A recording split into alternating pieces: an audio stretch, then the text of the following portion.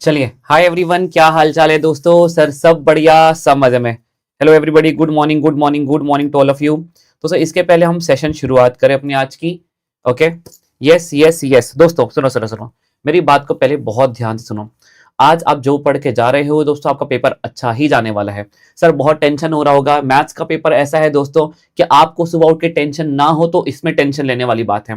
आपने अकाउंट्स के पहले टेंशन लिया नहीं था क्या? लिया था। लॉ के पहले टेंशन नहीं लिया था क्या? लिया था। सर वो दोनों पेपर अच्छे गए? हाँ सर बहुत अच्छे गए। वहां जाके आप कुछ भूले नहीं? सर हम कुछ नहीं भूले, हमें सब याद आया। गाइस वैसे ही आज के दिन भी आप वहां पर जाओगे, बहुत अच्छे से पेपर को परफॉर्म करोगे। सर क्या सीक्वेंस होना चाहिए? ये पूरा लाइव सेशन होने के बाद मैं 5 to 7 मिनट्स का एक वीडियो डालूंगा कि सीक्वेंस क्या होना चाहिए, रिवीजन आपको वहां पे पेपर का फ्लो क्या होना चाहिए, नेगेटिव मार्किंग कैसे अवॉइड करना है। मेरे कुछ लास्ट मिनट के टिप्स को बहुत अच्छे से देख लेना, निकलने के पहले एग्जाम में आपके नेगेटिव मार्किंग बच जाएंगे, आपका पेपर का अप्रोच बहुत बेटर हो जाएगा। Okay guys, now let's start everybody, guys let's start with the session everybody. Now sir we are going to start with the revision of the 3 topics. दोस्तों मैं फटाफट पहले आपको एसडीओडी कराता हूं 25-30 मिनट्स में, then will cover the sampling in 20 minutes and guys इसके बाद मैं आपको रेसिडुअल टॉपिक्स में इंडेक्स नंबर की थ्योरी कराऊंगा because they are asking very good questions from the index number. Everybody guys चल start. Yes yes yes yes Aman sir, सुनो guys let's start with the statistical description of data. Guys listen to my words very carefully, मेरी बात को बहुत अच्छे से सुनना। अमन sir, it has been derived from the Latin word status, guys French word statistique, okay, and guys Italian का guys statista, pasta statista, guys German word statistic. guys Hindi के बहुत सारे वर्ड, जर्मन के बहुत सारे वर्ड संस्कृत से इंस्पायर्ड है, तो याद में संस्कृत जैसा वर्ड आता है statistic, guys that is the German word. Italian में क्या आता है दोस्तों खाने में? पास्ता, तो स्टैटिस्टा।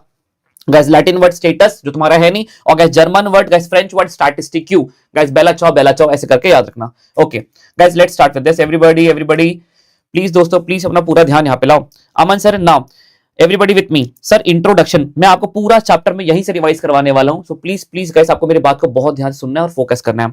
Everybody's introduction. Aman sir statistics में इस डेफिनेशन यहाँ पे दो जगह से निकल करके आई। इन सिंगुलर सेंस कहते हैं it is a scientific tool of collecting, organising and presenting the data. Scientific tool है डेटा को कलेक्ट करना, प्रोसेस करना और प्रेजेंट करना। But guys in singular sense ये एक numeric value, not only the quantitative but also qualitative data. Numeric data in the both the terms, plural sense में दोस्तों it is a quantitative as well as qualitative data. Okay Aman sir, इसके बाद दोस्तों हम बात करें importance of the statistics. Statistics के बहुत सारे इंपॉर्टेंस है, but we have to remember major 3 industry, guys business, economics, business and commerce industry. Guys business, इसके 3 यूज हैं, economics, business management and commerce industry.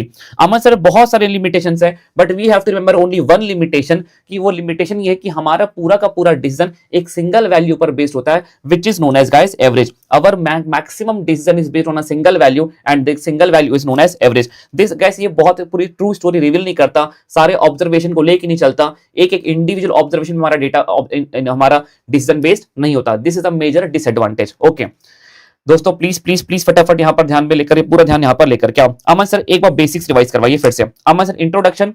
guys it in singular sense it is a scientific tool, in plural sense guys it is a numeric data, quantitative as well as qualitative। अम्बन sir importance 3 major industry जहां पे ये use होता है, economics, business management and commerce industry. Limitation कोई पूरी history reveal नहीं करता, इंडिविजुअल ऑब्जर्वेशन को लेकर नहीं चलता, based on the single value which is known as average. Okay Aman sir now let's start with types of data. तो डेटा दो तरह के होते हैं, everybody guys with me, data दो तरह के होते हैं, quantitative data and qualitative data. Guys quantitative data which can be expressed in numbers, जिसको मेजर कर सकते हैं, that is known as quantitative data. Guys qualitative data जिसमें कोई एट्रीब्यूट्स होते हैं जिसको मेजर नहीं कर सकते, जैसे गाइस आपका नेशनैलिटी क्या है, you are Indian, so guys इसको मेजर नहीं कर सकते। Guys attribute, guys this is known as attribute. दोस्तों कोई हैबिट्स, दोस्तों this is an attribute. Gender male और फीमेल जिसको हम नंबर्स में मेजर नहीं कर सकते, guys they are the attributes, इसको हम कहते हैं दोस्तों qualitative data. Everybody guys with me. अब दोस्तों बात करते हैं, हमारा क्वांटिटेटिव डेटा दो तरह के होते हैं, discrete series and guys continuous. जैसे दोस्तों हाइट दोस्तों अब आपकी जो है वो पल पल बदल रही है दोस्तों, ठीक है। एवरीबॉडी वेट पल पल बदल रहा है, sales, profit, guys continuous data. Guys number of misprint in a book, 5 misprint है, 10 मिसप्रिंट है, मैं एग्जैक्ट नंबर बता सकता हूं दोस्तों। यहाँ पे number of road accident, 10 accident हुए, 15 एक्सीडेंट हुए, एग्जैक्ट नंबर मैं आपको बता सकता हूं दोस्तों, that is the discrete variable. Everybody with me. Aman sir now there are 2 methods of collecting the data, primary source of data collecting the data and secondary source। So primary source means the data which is collected first time, जब data को first time collect करते हैं that is known as the primary source of collecting the data। But when you collect the data which is already collected, जब हम collected data को ही recollect करते हैं तो guys they are known as the secondary source of data. अब मतलब primary source में कितने हमें याद रखने हैं गाइस? प्राइमरी सोर्स में 1 2 3 4 interview, mailed questionnaires, observation and guys question filled and sent by the enumerators. मैंने आपसे क्वेश्चन पूछ करके भरा, मैंने ही भला, भले मैंने आपका डेटा मैंने कलेक्ट किया, बट मैं आपसे पूछ के मैं लिख रहा हूं, भले आपसे फर्स्ट टाइम पूछ के लिख रहा हूं guys. It is question sent and filled by the enumerators. Everybody guys, now here is a very important point. सब प्रॉफिट एंड सेल्स अभी आ रहे हैं, प्रॉफिट एंड सेल्स वाले में अपन अभी आ रहे हैं, बहुत ट्विस्ट एंड टर्न है प्रॉफिट एंड सेल्स वाले में। अभी दोस्तों आपका ये वाला पार्ट, आपका भी ये वाला पार्ट, ये डिस्क्रीट और कॉन्टिन्यूअस के सबसे अच्छे क्वेश्चंस कहां से बनते हैं अभी वो आने के हैं। मैं अभी इसको डिटेल में लेकर के जाने का हूं। सर फॉर्मूला क्या चिल्ला रहे हो? कल तो फॉर्मूला का वीडियो शेयर किया था एक यार रात को कि 1 घंटे का 1.5 की स्पीड से 45 मिनट्स में खत्म करूं। Everybody guys now with me. Aman sir please दोस्तों प्लीज यहां पर ध्यान लाओ, please. Aman sir now primary source of collecting the data, interview method. 3 तरीके से आप इंटरव्यू ले सकते हो guys. Personal interview, in case of natural calamity guys, in case of natural calamity आप जाओगे पर्सनल, आपको याद रखना natural calamity guys.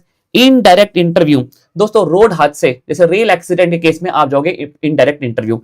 Telephonic interview, जब आपको क्विकेस्ट फॉर्म में इंटरव्यू कंडक्ट करना, क्विकेस्ट रिस्पांस चाहिए और नॉन एक्सपेंसिव चाहिए, so guys in that case you will conduct the telephonic interview. फिर से दोस्तों 4 sources of collecting the primary data. Sir interview, mailed questionnaires guys, meld questionnaires मुझे मैं तब यूज करूंगा जब दोस्तों मुझे वाइड एरिया कवर करना है। मैंने दोस्तों 5000 लोगों को इकट्ठे मेल कर दिए क्वेश्चन आंसर, फटाफट मुझे इसका रिस्पांस दो guys. When I want to cover the wide area, geographical area, कोई यहां बैठा है, कोई वहां बैठा है, कोई चेन्नई में बैठा है, कोई साउथ बैठा है, कोई नॉर्थ बैठा है, कोई जम्मू में बैठा है, कोई कहीं बैठा है, कोई दुबई बैठा है गाइस। वाइड एरिया जब मुझे कवर करना, I will use meld questionnaires. The biggest drawback of meld questionnaires is guys the non-responsiveness is very high, non-responsiveness is very high guys। observation method, मैंने क्या बोला?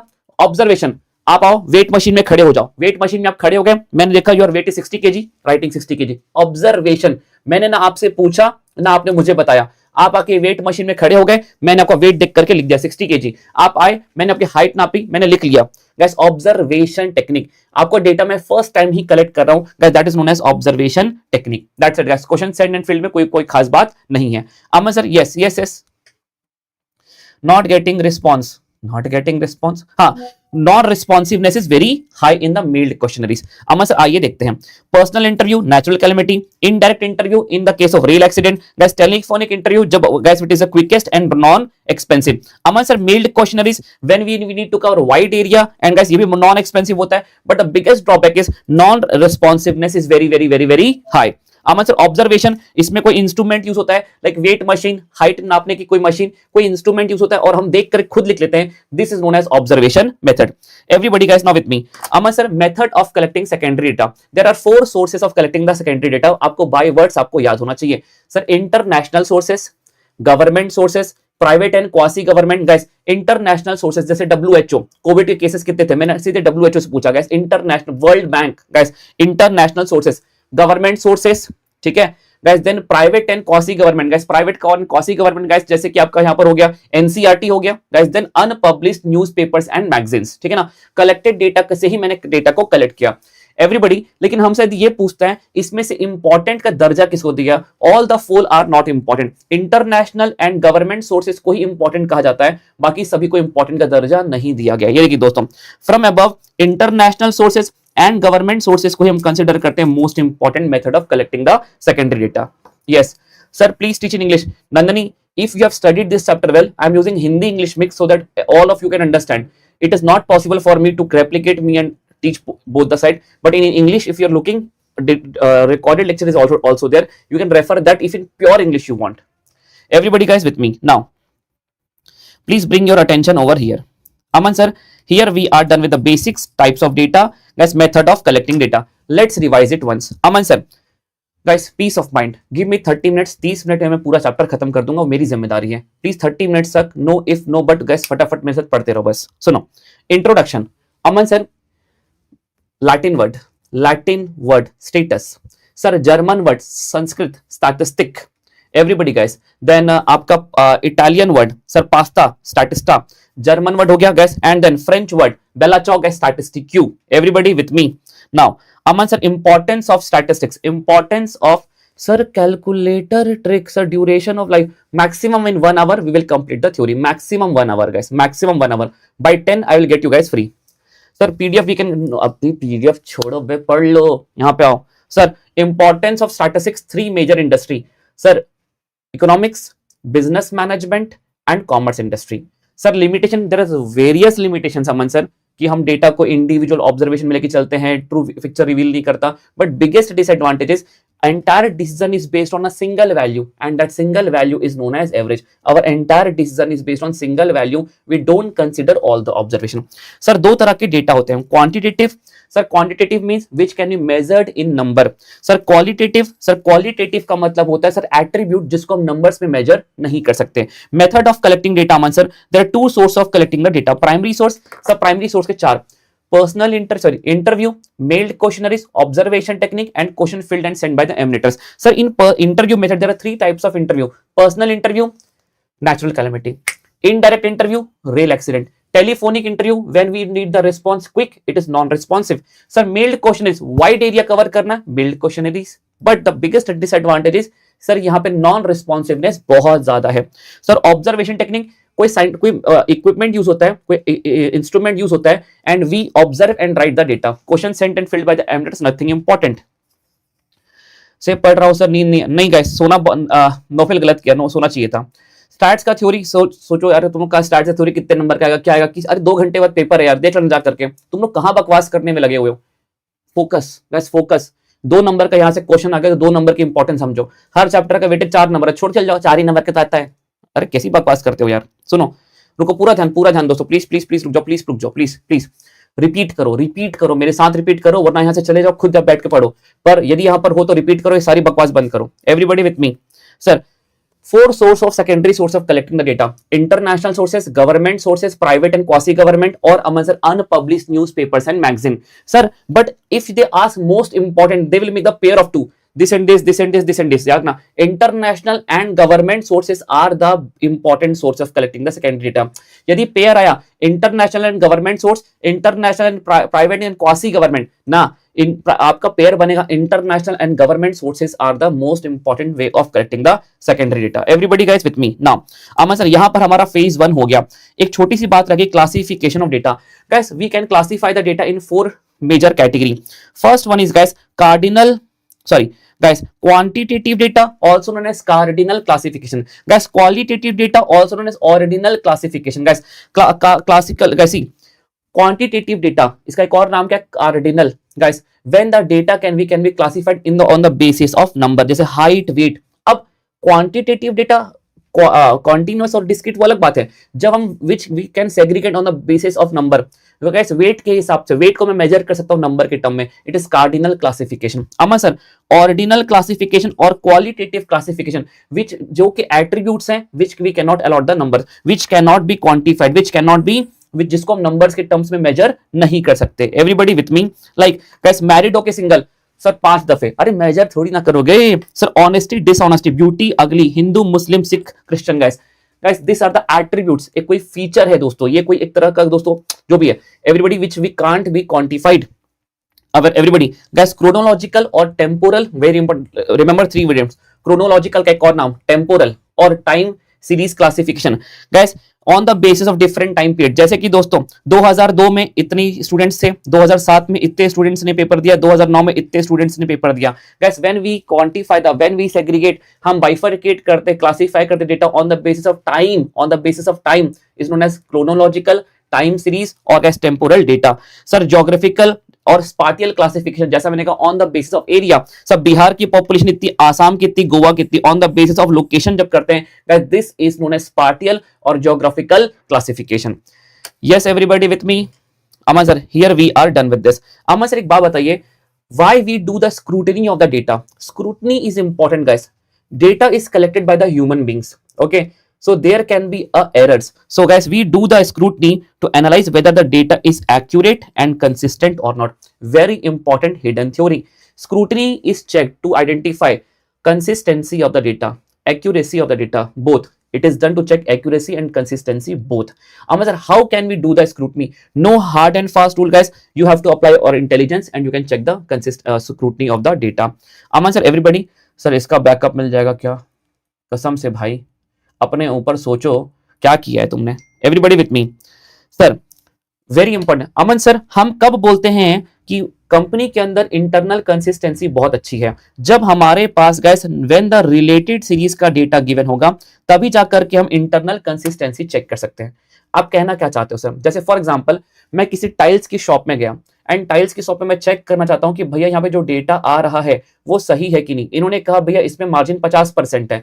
अब मैं ये तभी कर पाऊंगा कि इंटरनल कंसिस्टेंसी अच्छी है कि नहीं जब मेरे पास रिलेटेड सीरीज कोई और दूसरी टाइल्स की कंपनी का भी मेरा डेटा हो मेरे पास मार्केट से ला करके और मैं कंपेयर कर पाऊं। ये 50% बोलता है, ये भी लगभग 50% बोलता है। यस, इंटरनल कंसिस्टेंसी अच्छी है। Guys internal consistency of the data can be checked when the related series are given. When the related series are given guys we say there is a good internal consistency जब ये वाला formula hold करता है। Density is equal to area upon population. Aman sir when we divide area upon population we get the density. समझ जाओ दोस्तों कि यहाँ पे इंटरनल कंसिस्टेंसी अच्छी है। If after dividing the area from the population you get the density. Okay, तो guys हम से बोलेंगे there is a good internal consistency.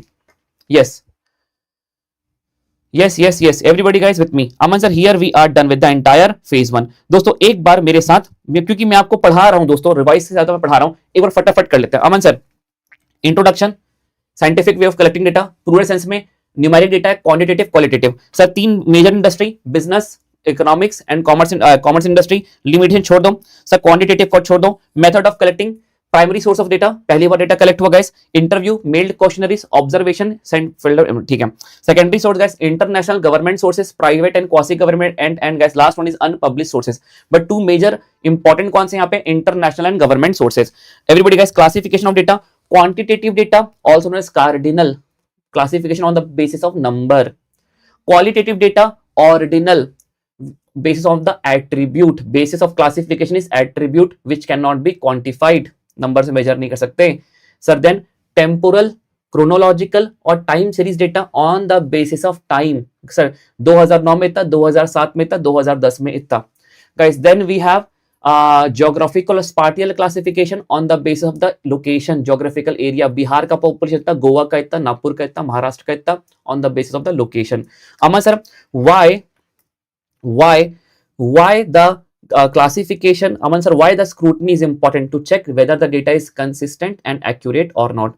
How can we do? No hard and fast rule, आपको अपना intelligence लगाना पड़ेगा।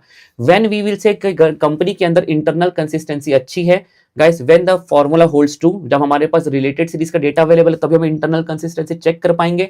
And we will say the internal consistency is good when the formula holds true, area density is equal to area upon population. वो आपको manipulate करेगा population upon area guys. Make sure density is equal to area upon population.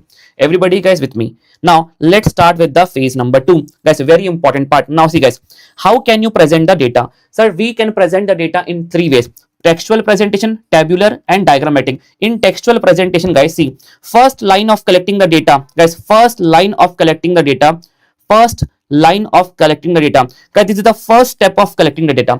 First you collect the data in the textual form, in text, in paragraph, then you convert the table, then from the table you make the diagram. So guys, there are 3 modes of presentation of the data. Sir first textual presentation. What is textual presentation? It is first step of collecting the data. उससे बनती है table, table से बनता है diagram. Now everybody guys, in textual presentation guys we write the information in paragraphs and number of paragraph. जैसे कि 2009 का पूरा डेटा पैराग्राफ में लिख दिया, 2010 का डेटा पूरा पैराग्राफ में लिख दिया। सारी बातें छोड़ो, बस एक बात याद रखो, remember only one thing guys, that is यहां पे दोस्तों सिंपल तो है, कोई अनपढ़ आदमी भी पढ़ के समझ सकता है, लेकिन दोस्तों it does not compare the felicitate the comparison, but comparison is not possible. सबसे बेस्ट पार्ट क्या है? इवन द फर्स्ट स्टेप है, even guys layman can, layman इतना सिंपल होता है कि कोई भी लेमैन भी इसको पढ़ सकता है, कम पढ़ा लिखा आदमी भी इसे समझ सकता है। This is the only advantage. सबसे बड़ा डिसएडवांटेज दोस्तों मोनोटोनस है, डल है, बोरिंग है, वो तो है ही, कंपैरिजन फेलिसिटेट नहीं करता। अब गाइस इसी चीज को, प्रॉब्लम को ओवरकम करने के लिए इन्होंने इसको सेकेंडली प्रेजेंट किया टेबल के फॉर्म में। टेबल का एक ही सबसे इंपॉर्टेंट पॉइंट है, this compares the felicitation. Sir compares the felicitate the comparison. क्या ये सिर्फ कंपैरिजन रो में ही होता है? क्या कॉलम में नहीं होता? नहीं, this compare facilitate the comparison between rows and column both. Guys यहाँ पे एग्जाम में क्वेश्चन आया था, और एक ये, इससे दोस्तों में ट्रेंड्स पता लगते हैं, हमें से हिडन ट्रेंड्स पता लगता है। मैं पढ़ाऊंगा ये वाली थ्योरी में। Yes. Thus, so in table format, this comes facilitate the comparison between the table, not only rows and column both. Okay, Aman sir. Now, everybody guys, table के कितने पार्ट्स होते हैं? यदि उसने कल को पूछा टेबल के कितने पार्ट्स होते हैं, guys there are 5 parts of the table. But guys, important essential 5 parts होते हैं. But if you will see guys, सुनो सुनो, एग्जाम में क्वेश्चन कैसा आएगा? Box head, upper part of the table, this is the box head. This in box head 3 चीजें आती हैं गाइस. बॉक्स हेड में टेबल नंबर, टेबल का title and unit of measurement. This entire upper part of the, this is known as upper part of the table, upper part of the table, this is known as box head. Box head में क्या था? Table number, table title, unit of measurement. Guys column and sub column, guys, column and sub column, guys, these are known as captions. These are known as captions, guys.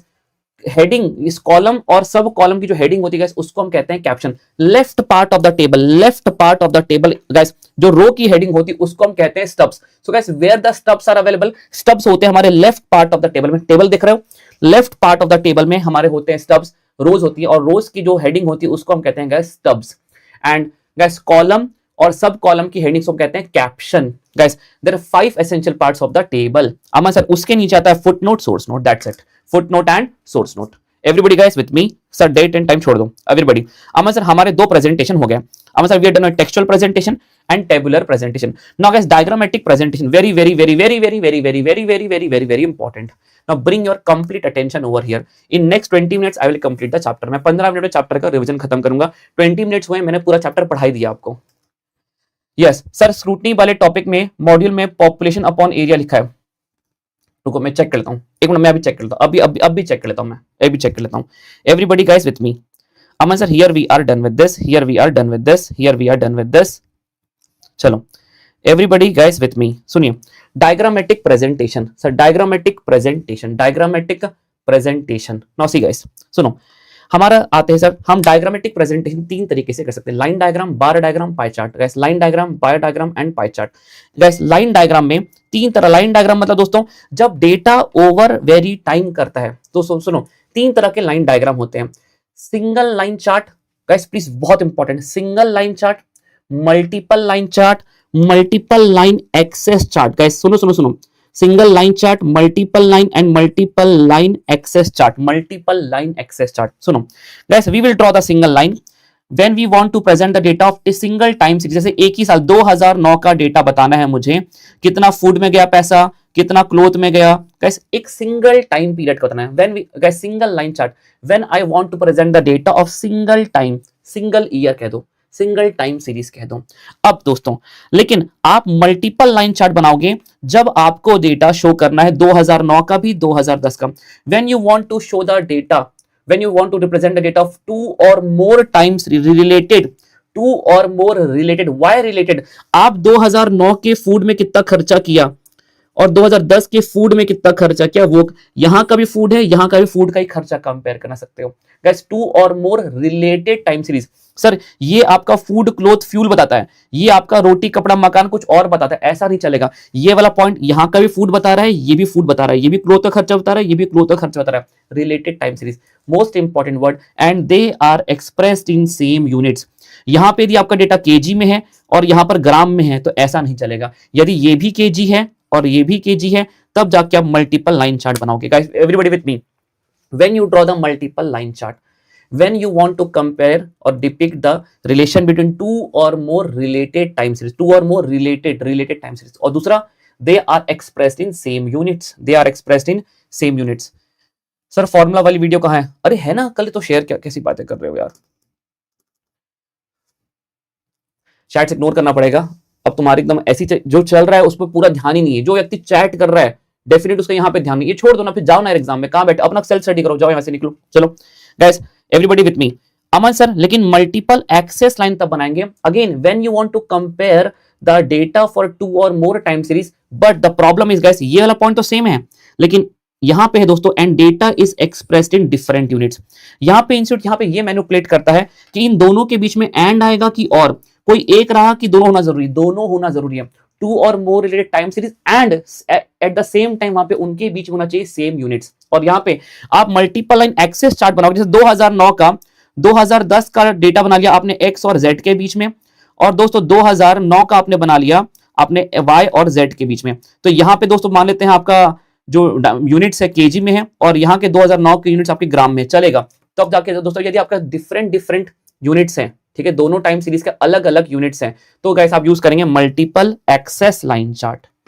Multiple axis line chart.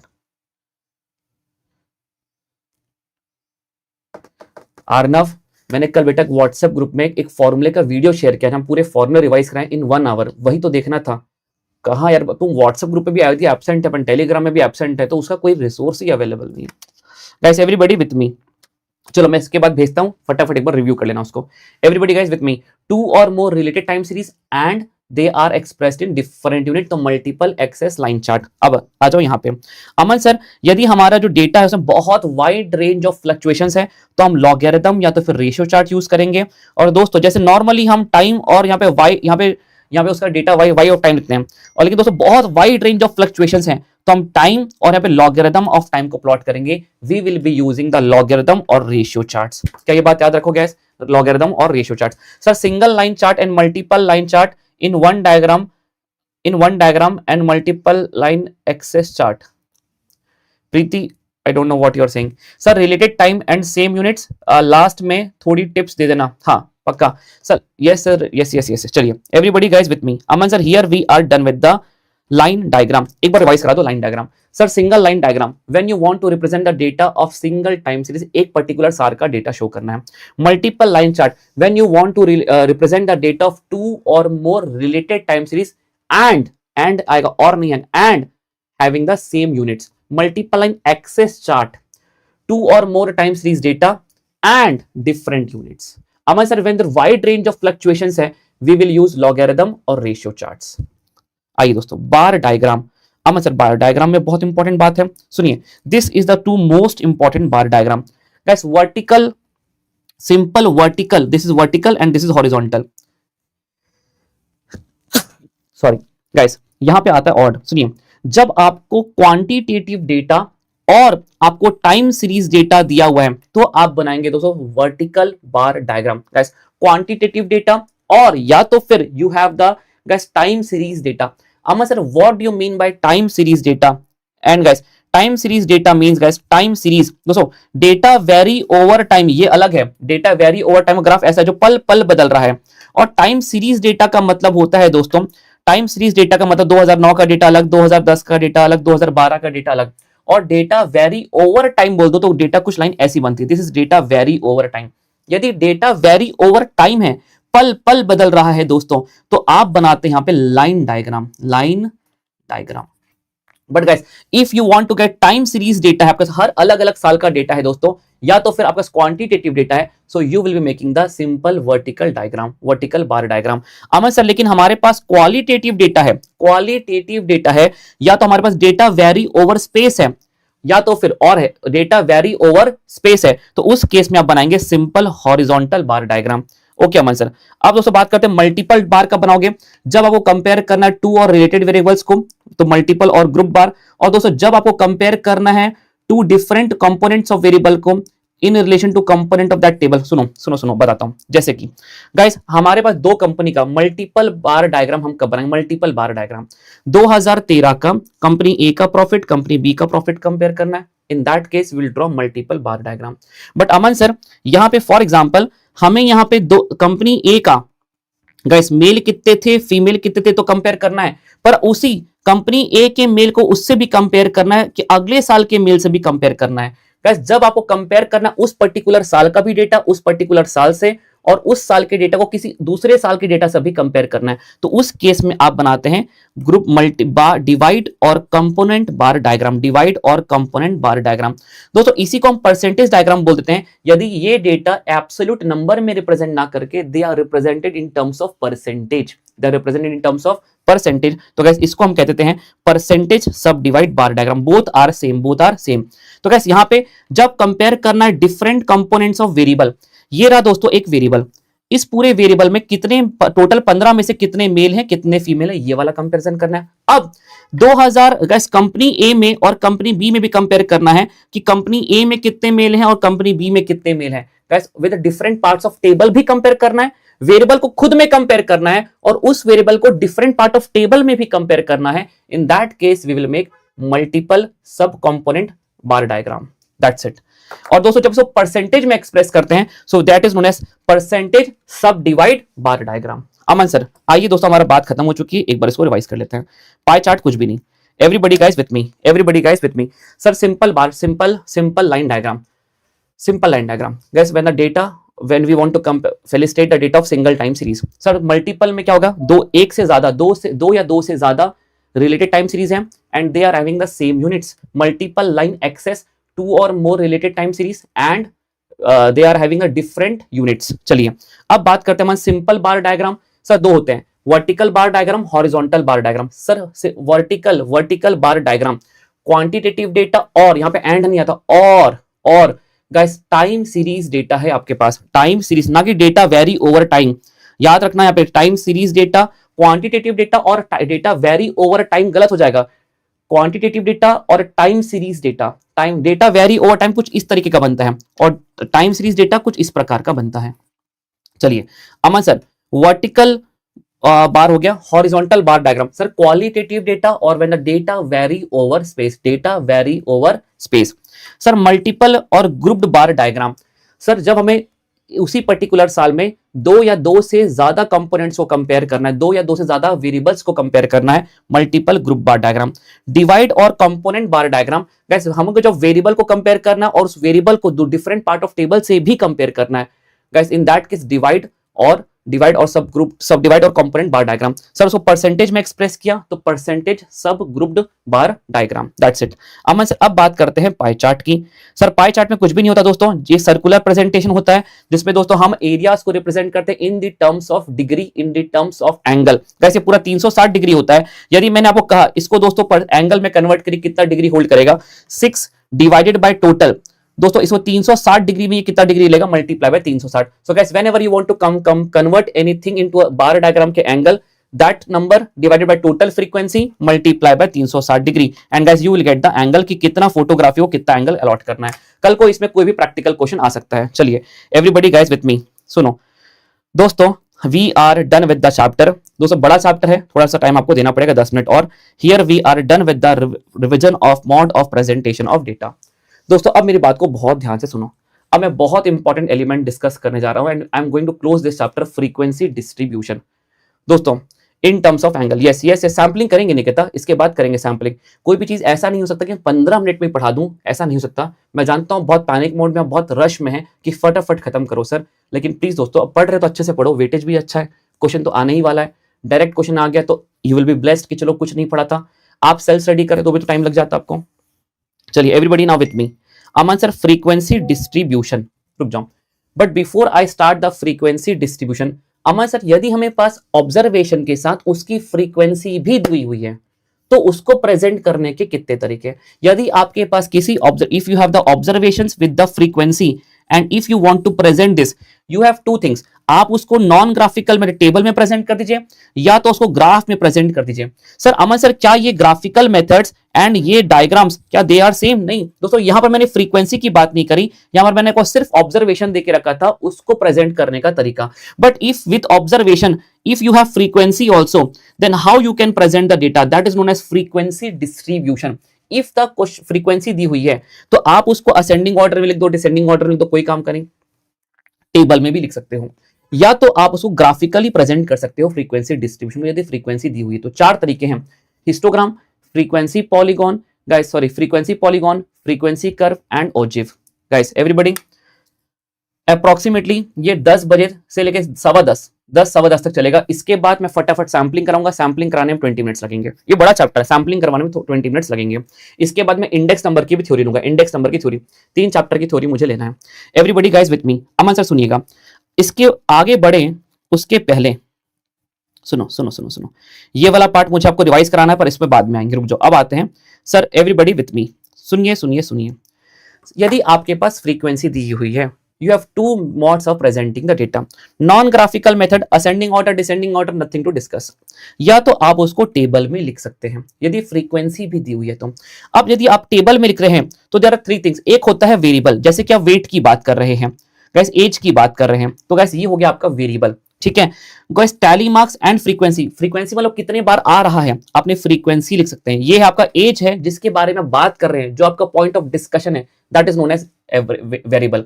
मेरा weight है point of discussion, तो yes weight is my variable. कितने लोग 55 kilo के हैं, frequency, वो है frequency. 3 को आप ऐसे लिख सकते हैं, this is not tally marks. लेकिन दोस्तों 5, ये एक जब कट होता है तो 5 का ब्लॉक बनता है, 1 2 3 4 5। तो कैसे ये 8 को लिखने का तरीका 5 6 7 8, this is known as tally marks. Aman sir अब पॉइंट ये है, जो वेरिएबल्स होते हैं हमारे 2 तरीके के हो सकते हैं, यहां पे अपन बात करते हैं जिसके डिटेल में बात हो रही है। Discrete variable, discrete variable is also known as ungrouped variable frequency, and guys continuous variable also known as grouped frequency, also known as grouped frequency. Yes sir, theory ले लो, वही बचा। Yes yes yes. अब दोस्तों सुनिए दोस्तों, it is a single value variable, number of car accident in Delhi during 12 months. 12 से लेकर 15, आप एग्जैक्ट नंबर बता सकते हो, पल पल नहीं बदल रहा दोस्तों। 12 लास्ट 12 महीने, लास्ट जो बीत चुका 12 महीने में कितने एक्सीडेंट, वो बदलेगा नहीं अब सर, 50 20 लाइक दिस। कुछ एग्जांपल्स इसके, मार्क्स ऑफ अ स्टूडेंट, आपको मैं ये नहीं पूछ रहा कि इसको लिखने के तरीके कितने, 50 से लेके 55, आपके जो मार्क्स है एग्जैक्ट सिंगल नंबर है 44 marks sir, 90 marks, 96 marks, 92 marks, 92 से लेकर के 50, ऐसा नहीं हो सकता, पल पल बदलने वाली चीज नहीं है discrete variable. Guys distribution of share बहुत important, very very very important, ये बात आपको रट्टा मार के जानी है। मार्क्स ऑफ ए स्टूडेंट क्या है दोस्तों, discrete variable. Guys distribution of a share, ये बहुत इंपॉर्टेंट है, distribution of a share is a discrete variable. आपने टोटल 50 शेयर होल्ड कर रखे हैं, ऐसा नहीं 50 से लेके 60, एग्जैक्ट 50 शेयर है, मैं उसे एक सिंगल नंबर पे वैल्यू पे काउंट कर सकता हूं, discrete variable. But profit of a blue chip company, Aman sir profit तो मेरा फिक्स है ना, 5 लाख का प्रॉफिट हो, ना ना ना, आपने जो शेयर्स ब्लू चिप कंपनी में लगा कर रखे हैं, ये प्रॉफिट आपका पल पल बदलता रहता है, पल पल हर सेकंड बदल रहा है, मतलब आपका प्रॉफिट कुछ 5 से 6 लाख के बीच में चल रहा है, अभी पल पल बदल रहा है। तो profit of a blue chip company is a continuous variable, but distribution of a share is a discrete variable. Sir age of a person, अरे सर हम 20 साल के हैं, ना जी ना, आप 20 साल 2 दिन कुछ मिनट के हैं, आप 20 साल, अब जैसे मैंने बात खत्म करी, आप 20 साल 2 दिन कुछ सेकंड्स के हैं, 18 साल 20 साल 22 साल जो भी चल रहा है दोस्तों, everybody, age of a person पल पल बदल रहा है, age of a person is a continuous variable. Everybody, profit of a blue chip company continuous variable, age of a person continuous variable. Everybody, marks of student याद रहेगा आपको, distribution of a share is a discrete variable. Everybody with me, Aman sir ये बात clear हो गई, अब सुनिए everybody guys with me, अब सुनिए सुनिए सुनिए सर, टेबल प्रेजेंटेशन करते वक्त सुनो सुनो सुनो सुनो सुनो दोस्तों, जैसे मैंने आपको कह दिया, ये क्वेश्चन आना तो नहीं चाहिए, पर मान लेते हैं मैंने आपसे ये पूछ लिया दोस्तों, अब ये वाला पार्ट अपन रिवाइज नहीं करेंगे, आप ये समझो, यदि दोस्तों नंबर ऑफ क्लास पता करनी है, number of class continuous variable में, ये नंबर ऑफ क्लास 1 2 3 4 5 6, ये नंबर ऑफ क्लास 6 क्लासेस बनेंगी, ये कैसे पता करते हैं guys, whenever you want to identify कि नंबर ऑफ क्लासेस कितनी बनेंगी, तो नंबर ऑफ क्लास पता करने का एक फॉर्मूला होता है, range upon class length. Question ने कहा ये होती है, इसके बीच का डिफरेंस होता है क्लास लेंथ। तो गाइस पहले आप निकालो रेंज, रेंज निकालते हैं largest value minus smallest value, largest value minus smallest value करके मेरा रेंज आ गया है दोस्तों 29। अब मैंने कहा था कि मुझे यहां पे दोस्तों क्लास का लेंथ चाहिए, क्लास का लेंथ चाहिए 5, इनके बीच का जो गैप चाहिए वो चाहिए 5, तो रेंज को डिवाइड कर दो आप क्लास लेंथ से, जो भी आएगा उसको आगे वाले नंबर पे राउंड ऑफ कर दो, so there will total 6 class intervals, 1 2 3 4 5 6।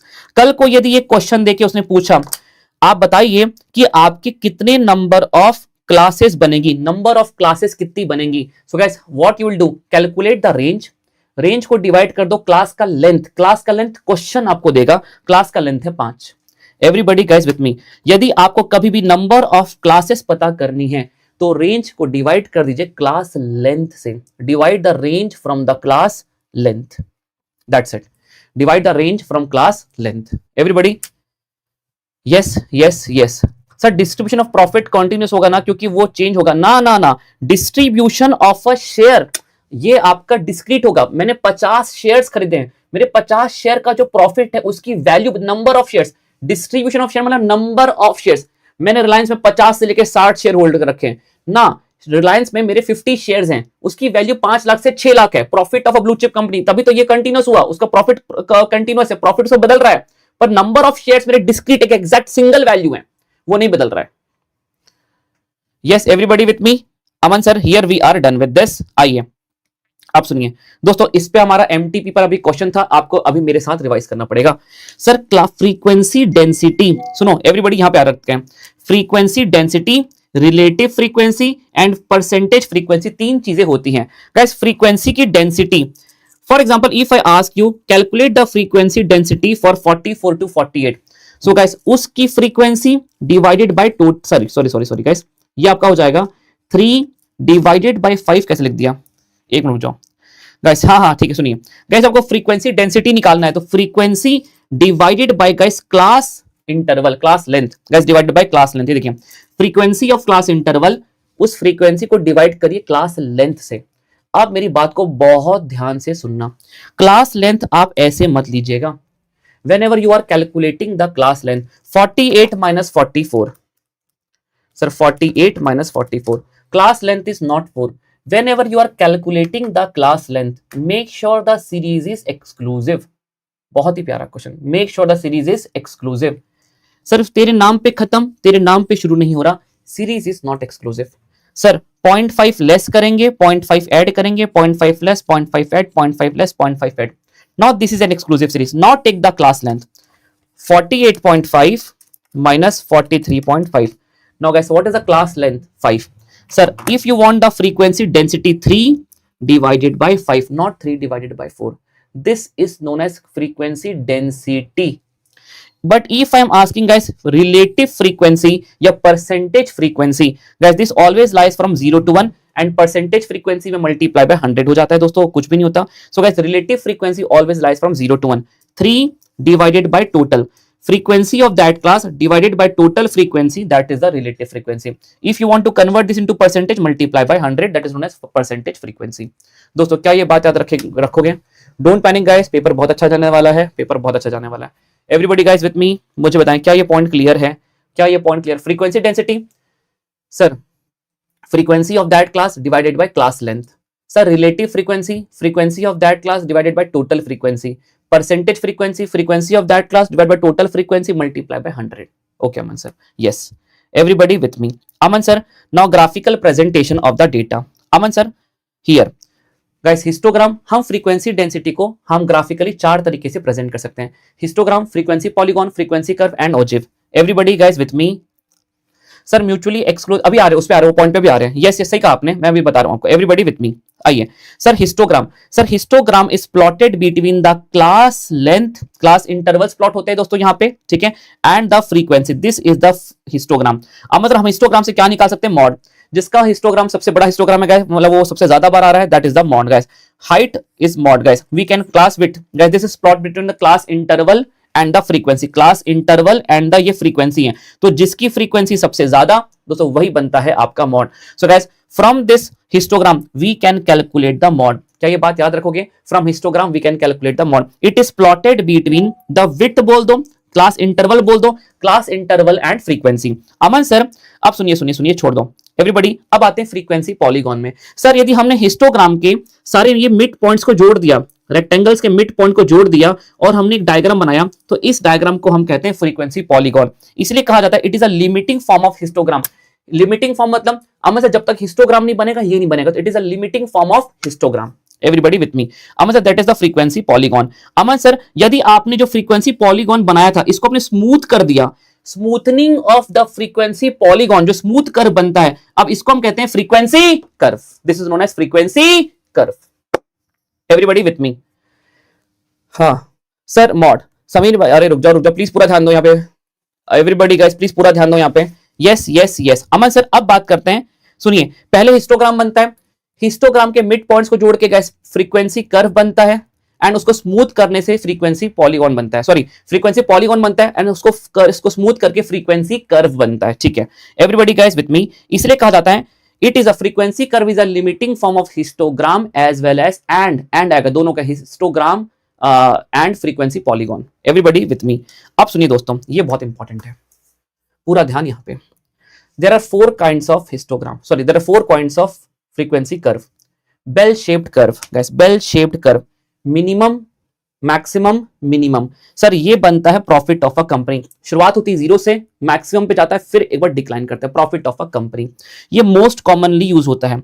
Central value इसकी मैक्सिमम होती है। Guys profit of a company का शेप कैसा रहेगा? Bell shaped.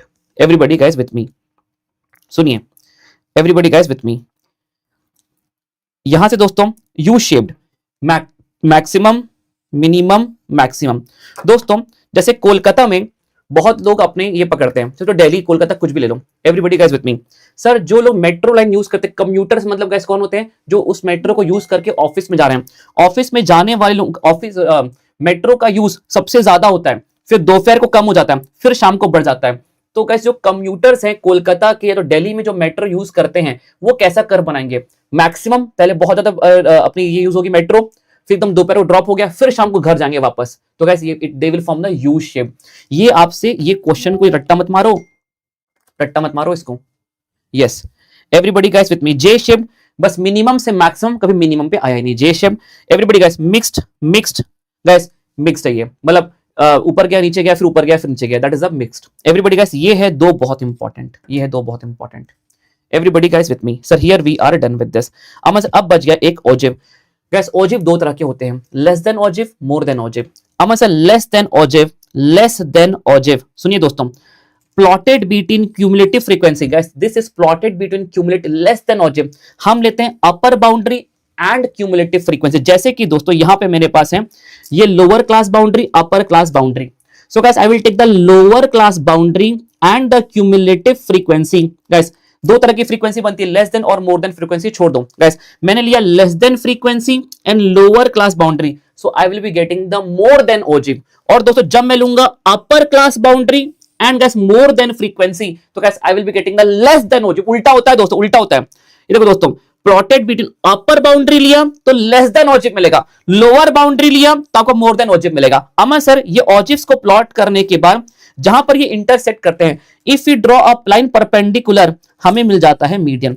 इसलिए कहा जाता है ओजिव गिव अस मीडियन। बट यदि कल को ऐसा कह दे ओजिव गिव अस मीडियन, ना जी ना, ogive give us partition value, because only median का मतलब होता है Q2, Q2 का मतलब होता है D5 and P50 all are same. हम सिर्फ मीडियन ही निकाल सकते, सेकंड क्वार्टर निकाल सकते हैं, फिफ्थ डेसाइल निकाल सकते हैं, and we can calculate the 50th percentile, all are same. Everybody guys क्या ये पॉइंट क्लियर है? एवरीबॉडी गाइस क्या ये पॉइंट क्लियर है? अब सुनिए दोस्तों, फॉर पर्टिकुलर क्लास बाउंड्री, ये बहुत इंपॉर्टेंट नोट है, रट्टा मार देना। For particular class boundary less than and more than ogive cumulative frequency adds up to total frequency. Guys see यहां पर भी टोटल फ्रीक्वेंसी 201 है। लेस देन फ्रीक्वेंसी में भी एक ऐसा लास्ट वाला बनता है जिसको जो टोटल फ्रीक्वेंसी के टोटल हो जाता है, और मोर देन ओजिव का जो पहला वाला होता है वो टोटल फ्रीक्वेंसी के बराबर होता है। इसलिए कहा जाता है guys in for particular class boundary, एक पर्टिकुलर क्लास बाउंड्री होती है जहां पे less than and more than ogive आपको देते हैं टोटल फ्रीक्वेंसी। क्या ये बात सच है? हाँ ये बात सच है। लेस देन ओजिव में वो लास्ट वाला क्लास बाउंड्री है, और मोर देन ओजिव में वो पहला वाला क्लास बाउंड्री है जो टोटल फ्रीक्वेंसी के बराबर होता है। Yes everybody guys here we are done with this. 11 बजे के पहले नहीं, मैं मैक्सिमम 10 to 10, 15, 10, 20 तक छोड़ दूंगा। We are done with this chapter. Aman sir अब बात करते हैं, चैप्टर हमारा खत्म हो चुका है। रुको रुको रुको सर, रिवीजन नहीं कराओगे? तुम्हें ऐसा लगता है मैं रिवीजन नहीं कराऊंगा? रुको रुको रुको रुको रुको, मेरी बात सुनो, मेरी बात सुनो। Everybody guys with me, everybody guys with me, सुनिए sir here we are done with this. Sir frequency distribution, non graphical method, ascending descending order में कुछ भी नहीं है, टेबुलर प्रेजेंटेशन, टेबल में लिख दिया sir variable, tally marks and frequency. Aman sir graphic, अब Aman sir here in tabular there can be two kinds of data, discrete and continuous. Distribution of share is a discrete variable. Profit of a blue chip company is a continuous variable. Sir, age of a person is a continuous variable. Sir, income of a person is a discrete variable. Sir, drinking habit ये attribute है, ये discrete भी नहीं है और ये discrete भी नहीं है, continuous भी attribute है. Okay, अमन सर अब बात करते हैं यहाँ पे. Sir, histogram plotted between the width, that is the class interval, and the frequency. Histogram can give us the mod. Aman sir when we join the midpoints of the histogram we get the frequency polygon. Smooth कर दिया frequency curve. Sir, चार तरह के होते हैं. Bell shaped profit of a company, most commonly used. Sir U shaped वो जो कोलकाता के कम्यूटर्स होते हैं या तो जो मेट्रो यूज करते हैं, बहुत ज्यादा होते हैं, स्टार्टिंग में रश, सब ऑफिस भाग रहे हैं, बढ़ गया रश, ड्रॉप हो गया, फिर घर जा रहे हैं, बढ़ गया, U shaped. Sir J shaped min to max, mix shaped bell and U both. Sir frequency curve हो गया। Ogive less than ogive, more than ogive, plot करते हैं सर, हमें मिलता है median, that's it. Everybody sir यहां पे हो गया पूरा ये हमारा Sir, we are done with the chapter. Sir, we are done with the chapter. Sir, we are done with the chapter. Everybody. Now, guys, please bring your attention towards some important highlights. यदि आपसे पूछे best method of presenting the data, best method जो most accurate method of presenting the data, it is a tabular. Sir, hidden trends कहां से पता लगते हैं? We find the hidden trends from the diagrammatic presentation. Guys, accurate, most accurate, best method is table. Hidden trends पता करना है तो diagrammatic. Sir, when charts जो लॉगरिथम यूज करते हैं उसको हम कहते हैं ratio charts. Charts that uses logarithm are known as logarithm are uses ratio charts. Sir, हम ये कब यूज करते हैं? जब वाइड रेंज ऑफ फ्लक्चुएशंस होता है. Everybody, to check the consistency and accuracy we do the scrutiny. Sir, internal consistency तब check हो सकती है जब रिलेटेड सीरीज, टाइल्स के कंपनी में गए, आप टाइल्स के शोरूम का ऑडिट कर रहे थे, जब दूसरे टाइल्स की कंपनी का रिलेटेड सीरीज का data are given. Everybody with me? Aman sir, yes. Exclusive classification, exclusive classification में दोस्तों क्या होता है? अपर क्लास आर इंक्लूडेड 10 से 20, 20 to 30. सर, एक्सक्लूसिव तेरे नाम पे खत्म, तेरे नाम पे शुरू. सर, ये इंक्लूडेड है लोअर वाला, अपर वाला एक्सक्लूडेड है, ये यहां पे इंक्लूड होता है. Guys, upper class is included, sorry guys, upper class is included, sorry, exclude the upper class excluded and lower class is included. Aman sir, mutually inclusive लिख रहा है दोस्तों तो डिस्क्रीट वेरिएबल, और म्यूचुअली एक्सक्लूसिव यूज होता है दोस्तों continuous variable के लिए. ये बात आपको याद रखना. Mutually inclusive, inclusive discrete variable, and guys mutually exclusive दोस्तों for continuous variable. Mutually inclusive दोस्तों 10 से 20, 20 से 30 कुछ भी आ जाए, तेरे नाम पे खत्म हो चाहे तेरे नाम पे शुरू हो, हमें कोई फर्क नहीं पड़ता. हमारे पास एक एग्जैक्ट नंबर है. तो guys, number of students, number of books. When you have discrete variable, so guys, presentation हमारा काम चल जाएगा. किससे चल जाएगा? म्यूचुअली इंक्लूसिव से काम चल जाएगा. But when you have the continuous variable, हमें पता होना चाहिए कि बाउंड्रीज पे कोई आ तो रहा है कि नहीं आ रहा है. तो guys, we need a continuous variable. Guys, that is the, for continuous variable we need the mutually exclusive series only, like height and weight. Everybody guys with me? Sir, ये वाला फॉर्मूला याद रखना, एक बार एग्जाम में आया था, आपकी book में कहीं नहीं दिया हुआ है. नंबर ऑफ क्लास इंटरवल निकालने का एक फॉर्मूला तो मैंने बताया, range upon class length. Range upon class length. एक ये याद रखना, 1 + 3.22 log n, n is the number of frequency. Guys, they will ask the formula to find the number of class interval. Which one of the following option is true? 1 + 3.22 log n. Everybody with me? छोड़ दो ये, छोड़ दो, कोई काम करना. Yes, guys, that's it. इतना काफी है. Aman sir, here we are done with the revision of the statistical description of data. Guys, if you are here, मैं आपको 15 मिनट में सैम्पलिंग फटाफट रिवाइज करा दूंगा. क्या मुझे पूरा ध्यान दोगे? Guys, one, yes sir, don't forget to oye hoye in the exam. Yes guys, when you get the answer oye hoye, guys try to motivate. Oye hoye, getting the answer. अरे मजा आ गया सर, अरे मैं आग लगा दूंगा sir, फोड़ दूंगा सर. ऐसे कॉन्फिडेंस के साथ पेपर को परफॉर्म करना, उसके बारे में अभी एक वीडियो डालूंगा. Everybody with me? Sir, now sampling. Sir, why we do the sampling? Guys, sampling हमें एक अननोन यूनिवर्स के बारे में पता करना है. तो गाइस, हम करते हैं सैम्पलिंग फ्रॉम द सेलेक्टेड. जैसे आपको आपका ब्लड ग्रुप क्या पता करना है, तो पूरा खून बाहर निकाल दोगे. I want to identify the unknown universe. आपके बॉडी का पूरे यूनिवर्स में जो इतना ब्लड है वो पता करना है. तो मैंने एक सैंपल निकाला, उसी सैंपल को कहते हैं दोस्तों हम सैम्पलिंग सर्वे करने के लिए. गाइस, हम एक रिप्रेजेंटेटिव ऑब्जर्वेशंस निकालते हैं and they are known as sample. Aman sir, अब यहाँ पे बात ये आती है sir, background. Why we do that? What do you mean by sampling? Sir, sampling means study of unknown universe. मैं आपकी क्लास में घुस गया, 100 लोग बैठे थे, मुझे पता कर रहा था आपका एवरेज वेट कितना है. अरे यार, हर एक का वेट पूछे, कुछ पता नहीं कर पाया. मैंने कहा तू मोटे, तू आजा. आपका मैंने वेट निकाला, मैंने कहा वेट आ रहा है 55. तो मैंने कहा लगभग इस पूरे क्लास में सारे बच्चों का वेट है 55. Study of unknown universe, study of unknown universe from the known variable, representative variable. मैंने जिनको उठाया दिया representative variable, they are known as sample. They are known as sample. त्राहिमाम. Yes sir. Everybody guys now with me? Aman sir, how can we say कि Aman sir, if you get the, यदि आप पूरे class का मीन निकालते, average निकालते, और आप सिर्फ 4 लोगों का एवरेज निकाल रहे हो, आप ऐसे कैसे श्योर हो कि 4 लोगों का जो एवरेज आ रहा है वो पूरे क्लास के एवरेज को रिप्रेजेंट करने की क्षमता रखता है?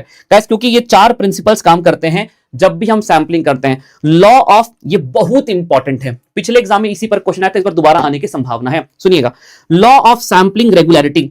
जितना लार्ज सैंपल स्पेस होगा उतना ज्यादा एक्यूरेट हमें हमारा रिजल्ट मिलेगा.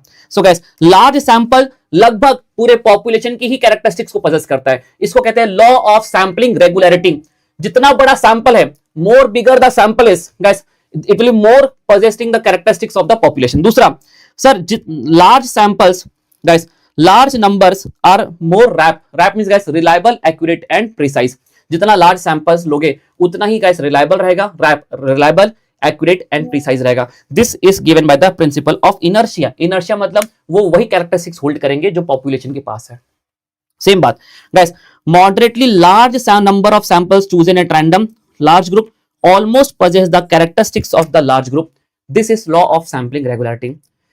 Guys, large sample will contains RAP, will be more reliable, precise and accurate. This is principle of inertia. Guys, principle of optimization. Guys, optimization जहां वर्ड आ जाए, optimized लेवल की optimum level of frequency at minimum cost. जैसे मैंने कहा भैया आपको इतना ये एफिशिएंसी अचीव करना है एट मिनिमम कॉस्ट, ठीक है ना, सॉरी आपने मैक्सिमम एफिशिएंसी अचीव कर ली, ऑप्टिमम एफिशिएंसी अचीव कर ली, मिनिमम कम से कम खर्चे में मैक्सिमम आउटपुट निकालना। या तो फिर दोस्तों मैंने कहा ना नहीं ना 5 लाख मांगता पागल है, 3 लाख का बजट है तो मैक्सिमम 3 लाख में यहां तो नहीं पहुंच पाऊंगा सर, ठीक है जितना पहुंच सकते हैं पहुंच, मैक्सिमम एफिशिएंसी को अचीव करना है given level of cost. 5 lakh नहीं 3 लाख दूंगा तो गिवन लेवल ऑफ कॉस्ट पे अपनी मैक्सिमम एफिशिएंसी को अचीव करना। This is known as, this both are known as law of optimization, principle of optimisation.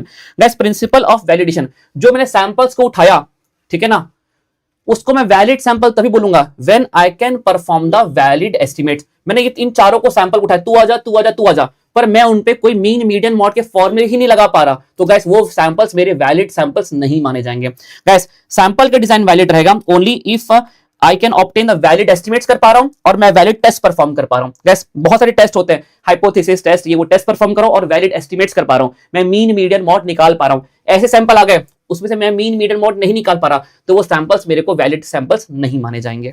Yes sir, ये बोलने वाले ये, यस सर,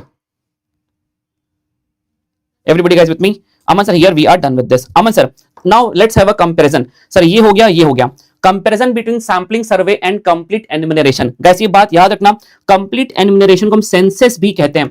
सैम्पलिंग सर्वे दोस्तों मतलब कुछ लोगों को, गाइस ये होता है पॉपुलेशन, उसमें से कुछ लोगों को निकाल दिया, they are known as representative parts, इसको कहते हैं हम part of population, they are the samples. अब सुनिए, speed, sampling can be done quickly, बहुत ध्यान सुनना, सैम्पलिंग फटाफट हो जाएगा, 4 लोगों में काम करना है, but it will take time. Comparison है दोस्तों, कंपैरिजन। दोस्तों cost, Aman sir cost of collecting a sample is more, क्यों? क्योंकि जो सैंपल का इंफॉर्मेशन कलेक्ट करते हैं they are guys qualified, they are the trained personnels, तो ट्रेन्ड पर्सनल्स की जो सैलरी होती है बहुत ज्यादा होती है। पर अमन सर सैम्पलिंग का ओवरऑल कॉस्ट कम हो जाता है, इनिशियल कॉस्ट बहुत हाई है सैम्पलिंग में, इनिशियल कॉस्ट बहुत हाई है सैम्पलिंग में डेटा कलेक्ट करने का गाइस, लेकिन ओवरऑल कॉस्ट कम हो जाता है। एवरीबॉडी, अमन सर एक्यूरेसी, सुनिए, जब आप सैम्पलिंग कर रहे हैं तो इसमें सैम्पलिंग एरर तो होगा ही होगा, पर इसमें नॉन सैम्पलिंग एरर भी होगा, लेकिन कंप्लीट एनुमरेशन में सैम्पलिंग एरर नहीं हो सकता। जब सैम्पलिंग कर ही नहीं रहे हो तो सैम्पलिंग एरर कैसे होगा?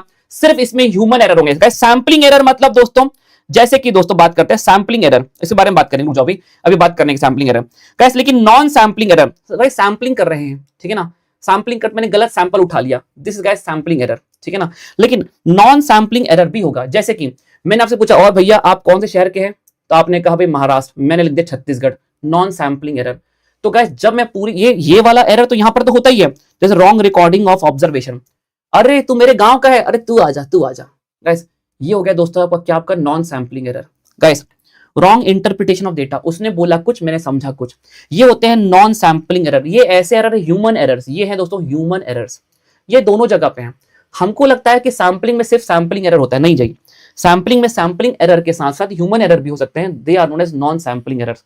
लेकिन जब आप कंप्लीट एनुमरेशन कर रहे हैं it is free from sampling error, लेकिन यहां पे दोस्तों ह्यूमन एरर होने के चांसेस ज्यादा है क्योंकि डेटा ज्यादा है। एवरीबॉडी, अब बात करते हैं what do you mean by guys sampling fluctuation. ओहो सुनो गाइस, ये बहुत इंपॉर्टेंट है sir. Sampling is subject to sampling fluctuation known as sampling error. रुक जाओ everybody guys with me. Sir 50 सबकी फील्डिंग सेट कर, अरे यार कहां है हरीश को भगाओ यहां से बाहर, क्या टेंशन दिलवा रहा है। सुनो guys, what you mean bye sampling fluctuation. मैंने यहां 4 से सैंपल को उठाया, मेरा मीन आ रहा है 50, मैं यहां से 4 को सैंपल को उठाता हूं, मेरा मीन आ रहा है 60, मैं ये 3 सैंपल को उठाता हूं, मीन आ रहा है 40। जैसे जैसे आप सैंपल्स को बदलोगे वैसे वैसे आपका आउटकम, आपका जो मीन कैलकुलेट करो बदलेगा। तो गाइस आपको, इसको हम कहते हैं सैम्पलिंग फ्लक्चुएशन। लेकिन जब आप कंप्लीट एनुमरेशन कर रहे हो, जब पूरी पॉपुलेशन में आप मीन का फॉर्मूला लगा रहे हो, तो सैम्पलिंग एरर होने के चांसेस नहीं। तो guys this is known as sampling fluctuation. Guys अब जब सैम्पलिंग करेंगे तो ही सैम्पलिंग एरर होगा, सैम्पलिंग फ्लक्चुएशन होगा। ये 3 सैंपल मुझे अलग इंफॉर्मेशन दे रहे हैं, अलग मीन दे रहे हैं, ये 3 ऑब्जर्वेशन मुझे अलग मीन दे रहा है। अब कौन सा सैंपल बेटर माना जाए नहीं पता कर सकते। This is known as sampling error. अब मतलब ये तो होगा ही होगा यहाँ पे, पर यहाँ पे नॉन सैंपलिंग एरर भी हो सकता है। भले वो कितने ही ट्रेन पर्सोनल क्यों ना हो, गलती करने के चांसेस कम है, but still they will do the mistake. उसने पूछा कुछ, मैंने लिखा कुछ, उसने बोला कुछ, मैंने लिखा कुछ, बायस हो गया मैं। तू मेरे गांव का है, अरे 50 रुपए, चल तेरा 100 रुपए लिख दिया मैंने, 100 रुपए दिया तूने कंट्रीब्यूशन में। Guys this is biasness. ठीक है अमन सर, नेसेसिटी। आप सुनिए, कब सैंपलिंग करना जरूरी है?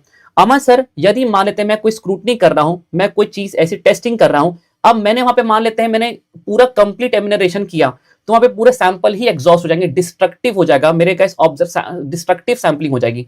जैसे कि फॉर एग्जांपल आप किसी बेकरी शॉप में गए, आपने कहा चलो भैया देखते हैं आपका जो पेस्ट्री बना सही है कि नहीं। सर हम यहाँ पे कंप्लीट एमिनरेशन करेंगे, आपने एक एक उठा के पेस्ट्री चेक कर ली, बढ़िया है सर, सारी पेस्ट्री बढ़िया है। अरे भैया तुम यहाँ पे सैंपलिंग करना पड़ेगा, यदि आपने कंप्लीट एमिनरेशन किया तो आपके पूरे ऑब्जर्वेशन एग्जॉस्ट हो जाएंगे। तो गाइस इस केस में हम करते हैं सैंपलिंग। और अमन सर, जैसे कि life of bulb, her bulb की लाइफ होती है फॉर एग्जांपल 500 आवर्स।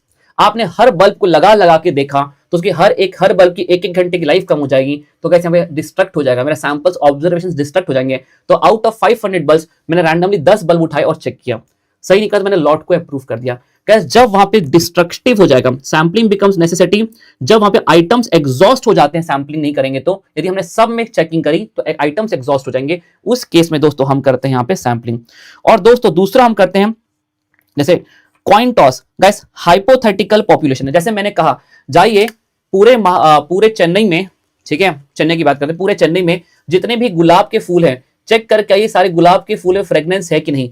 अब दोस्तों ये एक हाइपोथेटिकल पॉपुलेशन है, ये ह्यूमन लिमिटेशन है, बियॉन्ड है कि मैं जाऊं पूरे चेन्नई में जहां जहां गुलाब के फूल लगे हैं सबकी जगह फ्रेग्रेंस चेक करूं। तो गाइस इस केस में मैं करूंगा सैंपलिंग। मैं इस टी नगर के गार्डन में चला गया, वहां पे कुछ गुलाब चेक किया, मैंने कहा भैया गुलाब सही है। गाइस हाइपोथेटिकल पॉपुलेशन है। कॉइन टॉस किया, जो इसका आउटकम आ रहा है अब उसको कैच नहीं कर सकते, कोई पकड़ नहीं सकते। हेड आया सर, हेड आया, हाइपोथेटिकल है दोस्तों हेड का आना एक। Guys this is known as guys आपका यहाँ पे आपको करना पड़ेगा sampling. Yes everybody with me. Aman sir, लेकिन हमें कंप्लीट एमिनेशन तब करना पड़ेगा जहां पे यदि एक पार्ट भी खराब है तो पूरा लॉट ही रिजेक्ट हो जाएगा। जैसे कि दोस्तों एयरक्राफ्ट, यदि दोस्तों आपने कहा सर देखिए एयरक्राफ्ट का हैंडल बढ़िया काम कर रहा है, अरे चला दो एयरक्राफ्ट को, ना जी ना। यदि एयरक्राफ्ट का हैंडल खराब है मतलब बोलोगे ना जी ना, नहीं उड़ सकती फ्लाइट, रोक दो। अब सब कुछ चेक करना पड़ेगा आपको, कंप्लीट एमिनेशन। गाइस यहाँ पे एक पार्ट खराब होने से दोस्तों, when population size is not large, या तो पॉपुलेशन बहुत छोटा है, क्या सैंपल निकालेगा उसमें। दूसरा, when the defect of one item leads to complete destruction, यदि हैंडल खराब है भैया पूरा फ्लाइट नहीं उड़ेगा दोस्तों, रोकना पड़ेगा। गाइस इन ऐसे केसेस में आपको कंप्लीट एमिनेशन करना पड़ेगा। Yes everybody with me. Sir here we are done with this. Aman sir यहां पर हमने ये कर लिया, सुनिए बैकग्राउंड प्रिंसिपल कंपैरिजन हो गया हमारा। सर एरर्स छोड़ दो, अब आते हैं टाइप्स ऑफ सैंपलिंग में। एरर्स मैंने बता दिए, sampling error guys sampling fluctuation जहां पे होती है उसको कहते हैं सैंपलिंग एरर। और गाइस ह्यूमन एरर्स जहां पे होते हैं wrong recording of observation guys, या तो फिर रॉन्ग इंटरप्रिटेशन ऑफ डेटा, या तो बायसनेस होना, बायस होना। Guys this is known as the non sampling errors. Everybody यहां पे एक बात याद रखना, what do you mean by sampling error. कल कोई क्वेश्चन आ गया तो दोस्तों ये बात याद रखना, it is the standard deviation, it is the standard deviation of statistics, it is the standard deviation of statistics. चलिए अमन सर ये वाली बातें छोड़ दो, अब यहां पर आ जाओ। टाइप्स ऑफ सैंपल, यहां पे दोस्तों बड़ा ही इंपॉर्टेंट काम है, पूरा रिवाइज करेंगे फटाफट। सर 11 बजे तक देखो सेंटर पे ही होना चाहिए। गाइस एवरीबॉडी बस मुझे 15 मिनट दो, 15 मिनट में क्लोज कर रहे हैं। 10 मिनट मुझे ये पढ़ाना है, 5 मिनट मुझे आपको इंडेक्स नंबर की थ्योरी पढ़ाना है। अमन सर रैंडम सैंपलिंग, जहां पे रैंडम सैंपलिंग मतलब दोस्तों बिना देखे तू आजा तू आजा तू आजा, प्रोबेबिलिटी बिना देखे तू आजा, हर एक व्यक्ति के आने के चांस बराबर हैं। 100 लोग थे, तू आजा, कोई भी आएगा, हर एक के आने की प्रोबेबिलिटी 1/100। जैसे ही एक व्यक्ति आ गया, अब सभी व्यक्ति के यहाँ पे प्रोबेबिलिटी आने की 1/99। When all the students all the items have equal chance of being occurred, हर व्यक्ति के आने की प्रोबेबिलिटी सेम है, तो इसको हम कहते हैं random sampling. Aman sir it is a scientific technique है, बिल्कुल एक साइंटिफिक टेक्निक है दोस्तों, जहां पे लॉ ऑफ चांस, हर व्यक्ति के आने के, हर आइटम के आने की संभावना सेम है। चलिए अमन साहब रैंडम सैंपलिंग होती है 4, हमें यहां पे पढ़ना 4 guys. SRS system, simple random sampling, stratified sampling, systematic sampling, multi stage sampling. और दोस्तों आपकी नॉन रैंडम सैंपलिंग होती है, नॉन रैंडम, मैंने देख के निकाला तू आजा तू आजा बेटा तू आजा। अब इसी को दोस्तों हम कहते हैं नॉन रैंडम सैंपलिंग में दोस्तों यहां पे एक ह्यूमन का जजमेंट इन्वॉल्व है, तू आजा मेरे गांव का है तो गाइस तू आजा, रिश्तेदार है मेरा, गैस ऐसे में यहाँ पे दोस्तों बायसनेस होने की चांसेस होती हैं। गैस इसी को हम कहते हैं, यहाँ पे एक ही हमें पढ़ना है जो कि है दोस्तों परपोजिव सैंपलिंग। नॉन रैंडम सैंपलिंग खत्म, अब बस मुझे आपको पढ़ाना है random sampling. Non random sampling जहां पे दोस्तों पर्सनल जजमेंट इन्वॉल्व करना पड़ता है, तू आजा तू आजा तू आजा। सर यहाँ पे हमें एक ही पढ़ना था, वो है पर्पसिव सैंपलिंग। पर्पसिव सैंपलिंग में क्या होता है दोस्तों, एक ह्यूमन का खुद का सोच होती है, खुद का जजमेंट होता है, तो बायस्ड होने की जरूर हो सकती है संभावना है, इसलिए इसको इतना अच्छा नहीं माना जाता। अब बात करते हैं रैंडम सैंपलिंग की। सर रैंडम सैंपलिंग में सबसे पहले आता है एसआरएस, जब हर व्यक्ति के आने की संभावना सेम है, हम लगाएंगे ये यहां पे, सुनिए ये बहुत इंपॉर्टेंट। सर एसआरएस को तब यूज करते हैं जब population is not very large, not very large, sample size is not very small and gas population is not heterogeneous, तब जाकर के दोस्तों हम लगाते हैं एसआरएस। तीनों बात रखना, population is not very large, sample is not very small and population is not heterogeneous, तो उस केस में दोस्तों हम लगाते हैं सिंपल रैंडम सैंपलिंग।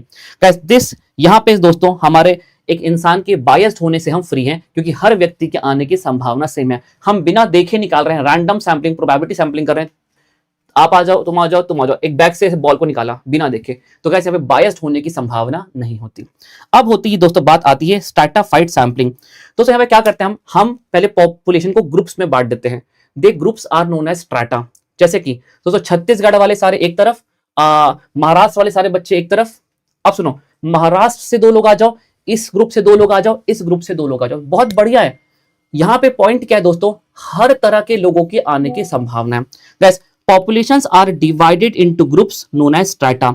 गाइस कोई भी व्यक्ति ये नहीं बोलेगा मैं एमपी का भी हूं सर, मैं महाराष्ट्र का भी हूं, तो कोई भी व्यक्ति, कोई भी ऑब्जर्वेशन 2 जगह पैर नहीं रख सकता कि मैं ये वाले ग्रुप में भी हूं, मैं ये वाले ग्रुप में भी हूं, ऐसा नहीं हो सकता। इसको तब यूज करते हैं जब पॉपुलेशन बहुत लार्ज है, पहले ग्रुप्स बना लो, स्ट्रैटा कर दो, अब हर ग्रुप से लोगों को उठा लो। लेकिन दोस्तों अब ये ग्रुप बनाने के लिए, स्ट्रैटा बनाने के लिए, ये बहुत इंपॉर्टेंट लाइन है, वो कौन सी सैंपलिंग है जहां पर प्रायर इंफॉर्मेशन अवेलेबल होना जरूरी है। Just to make a group, to form a strata, आपको पता होना चाहिए कि कौन सा व्यक्ति महाराष्ट्र का है, कौन सा व्यक्ति छत्तीसगढ़ का है। इसलिए दोस्तों यहाँ पे थोड़ा कॉस्ट भी इन्वॉल्व होता है। ये तभी कर पाओगे, स्ट्रैटाफाइड सैंपलिंग तभी कर पाओगे जब हर व्यक्ति के, हर ऑब्जर्वेशन की आपको पर्सनल इंफॉर्मेशन पता है, तब जाके ग्रुप बनेगा। That's why it is said कि यहाँ पे गाइस, और ये जब डेटा हेट्रोजीनियस है, अलग अलग अलग अलग प्राणी है दोस्तों, कोई छत्तीसगढ़, कोई एमपी, कोई बिहार का, हेट्रोजीनियस पॉपुलेशन है दोस्तों, तब जाके हम स्ट्रैटा बनाएंगे। प्रायर इंफॉर्मेशन अवेलेबल होना चाहिए और पॉपुलेशन बहुत लार्ज है, तब इस केस में दोस्तों हम यूज करते हैं stratified sampling. Guys quant will be not easy guys, take it seriously, इसको भगाओ। Quant will be easy guys, मैं वादा करता हूं ये जो भी व्यक्ति है या तो फेल हो चुका है तो फेल होने की कगार पे, मैं आपको लिख के दे रहा हूं पेपर इजी आएगा। गाइस पेपर इजी आएगा, आज तक पेपर टफ आया ही नहीं। 70 नंबर का पेपर टफ हुआ है, 15 से 20 नंबर का, और वो तुमको 20 नंबर तुमको फेल कर दे तो तुम्हारी कमी है दोस्तों, और 70 नंबर से तुम निकाल के पास हो जाओ, ये तुम्हारी क्षमता है।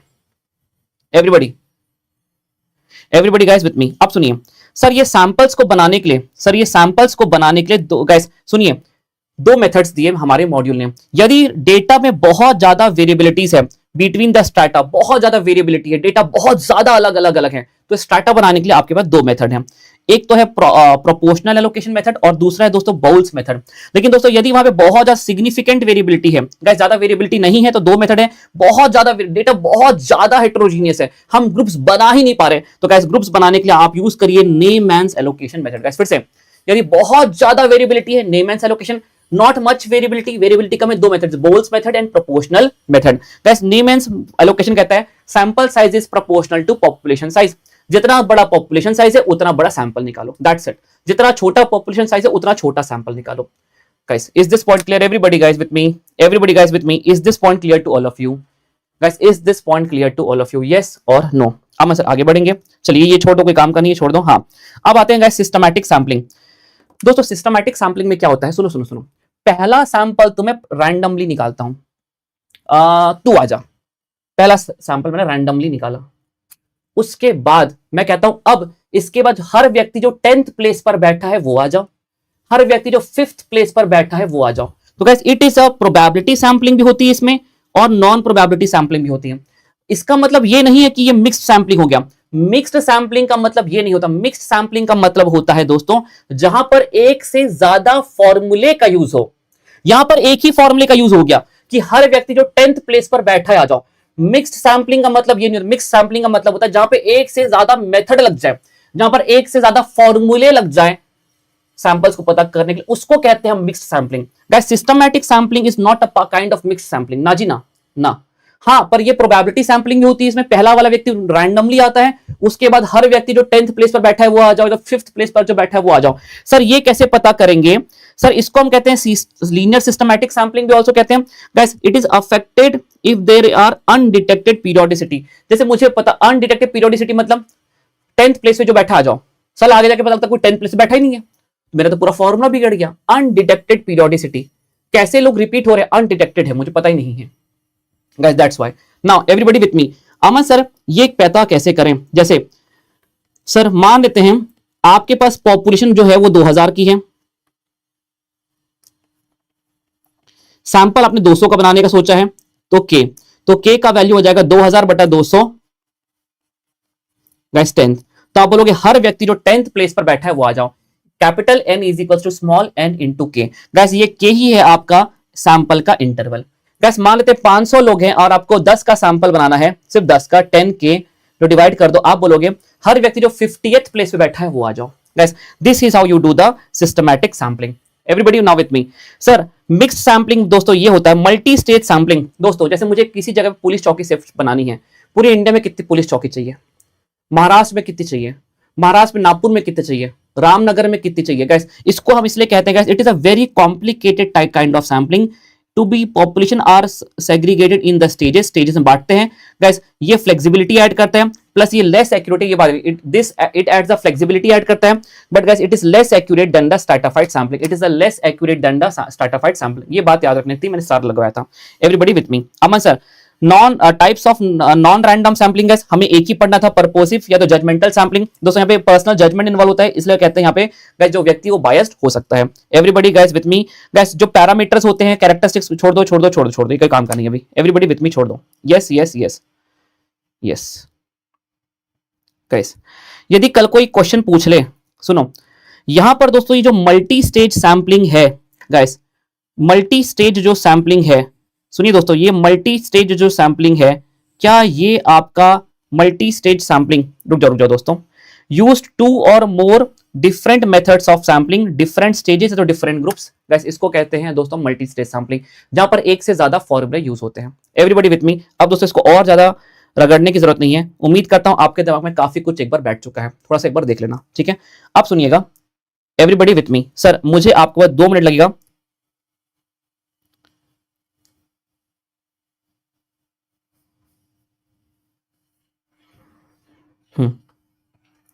गाइस इंडेक्स नंबर का ये वाला पार्ट देख के जाओ बस मेरे साथ, सुनो। अमन सर यदि हमसे पूछता है कि theoretically best measure, everybody guys please आप सब लोग यहां पर हैं, मैं इंडेक्स नंबर की एक इंपॉर्टेंट थ्योरी याद करवा दूं, सुनिए। यदि कल वो आपसे पूछता है थेरोटिकली कौन सा मेजर बेस्ट है, तो गाइस थेरोटिकली बेस्ट है आपका ज्योमेट्रिक मीन। गाइस थेरोटिकली आपका बेस्ट है ज्योमेट्रिक मीन, कहा जाता है best measure to calculate the index number. लेकिन प्रैक्टिकल लाइफ में दोस्तों अर्थमेटिक मीन को यूज किया जाता है ज्यादा। थेरोटिकली कौन बेस्ट है? Geometric mean. Everybody guys with मी। दोस्तों मुझे आपके चैट्स के रिप्लाई नहीं आ रहे हैं, फटाफट मुझे बताओ, are you all here guys? दोस्तों मैं आप सभी का रिप्लाई का वेट कर रहा हूं। वही मैं सोचूं अभी तक चैट्स गए कहां आपके? Just a minute guys, just a minute, कैसे हट गया ये?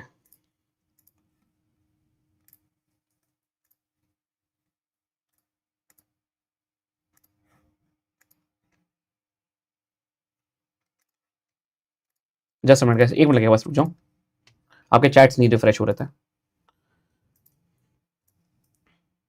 हाँ सुनिए दोस्तों, थ्योरेटिकली कौन बेस्ट है? जीएम। प्रैक्टिकली यूज कौन से ज्यादा होता है? सबसे ज्यादा एएम। अमन साहब जब भी हम कोई न्यू आइटम्स को ऐड कर रहे हैं या डिलीट कर रहे हैं तो हमें sampling splicing index number use करना पड़ेगा। यदि आप कोई भी अपने पैरा, जैसे आपका बकेट में आ जाता है रोटी, कपड़ा, मकान, टोबैको, फ्यूल, आपने कहा नहीं आज से आपके आज से ह्यूमन की बास्केट में, एक कंज्यूमर की बास्केट में ये भी ऑब्जेक्ट आएगा, तो गाइस उस केस में हम यूज करेंगे when method, which method permit introduction of new items या तो deletion of old items. Guys splicing हमें परमिट करता है कि हम नए आइटम को ऐड भी कर सकते हैं, डिलीट भी कर सकते हैं, ध्यान रखना, ठीक है sir. Method of comparison of change in price at every level. Her level पे आप प्राइस चेंज को कंपेयर कर रहे हो, लास्ट ईयर के प्राइस से इस साल के प्राइस को कंपेयर कर रहे हो, इसको हम कहते हैं chain based index number. Aman sir जब भी हम न्यू कमोडिटी ऐड या डिलीट करते हैं स्प्लाइसिंग। अब अगला Aman sir which method is used for linking of 2 और मोर टाइम सीरीज, 2 और गैस याद है, ओल्ड वाले को न्यू में शिफ्ट करना, न्यू वाले को ओल्ड में शिफ्ट करना। अमन सर इसके लिए हम यूज करते हैं splicing. Everybody with me. Aman sir which technique eliminates the change in the price level guys, deflation.